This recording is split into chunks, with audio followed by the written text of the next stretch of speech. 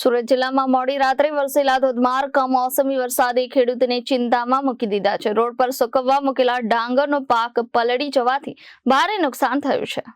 સુરત જિલ્લામાં મોડી રાત્રે વરસેલા ધોધમાર કમોસમી વરસાદે ખેડૂતોની ચિંતામાં મૂકી દીધા છે। રોડ પર સુકવવા મૂકેલા ડાંગરનો પાક પલળી જવાથી ભારે નુકસાન થયું છે। 3 દિવસથી પાક સુકવવા માટે મૂક્યો હતો અને આજે મંડળીમાં આપવાનો હતો, પરંતુ મોડી રાત્રે પડેલા વરસાદે ખેડૂતોના મોઢે આવેલો કોળિયો છીનવી લીધો હતો। ખેડૂતોના જણાવ્યા મુજબ તેમણે ભાડે ખેતર રાખીને ખેતી કરી હતી અને ખાતરથી લઈને દવા સુધીમાં મોટો ખર્ચો કર્યો હતો। હવે પાક પલળી જવાથી વળતર મળવાની આશા ધૂંધળી બની ગઈ છે। એક ખેડૂત ભાવિન પટેલે જણાવ્યું હતું કે વરસાદ વરસતા આખી રાત ઊંઘ નથી આવી। હવે મંડળીમાં આ પાકના ભાવ પણ નહીં મળે, આત્મહત્યા કરવી પડે તેવી સ્થિતિ આવી ગઈ છે। ભૂપેન્દ્ર પટેલની સરકાર પાસેથી મદદની આશા રાખે છે। ભાડે ખેતર રાખીને પાક લેનાર ખેડૂતોને પણ સહાય મળે તેવી અપેક્ષા છે।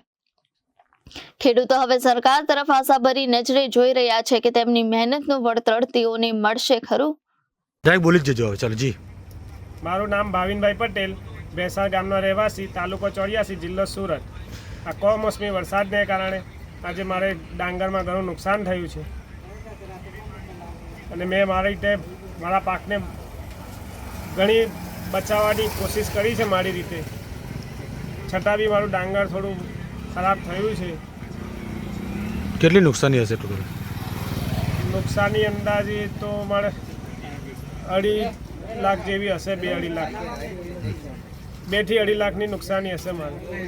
અને હવે પાક નુકસાન થયો તેને સુખાવા માટે શું કરવું પડશે? સુખાવા માટે તો સાહેબ હજુ તમે જોવો છો વાતાવરણ તો હજુ કોઈ ખુલે એવું લાગતું નથી। 2 થી 4 દિવસ તો ઓર વધારે નુકસાની થવાના ચાન્સીસ છે અમારે।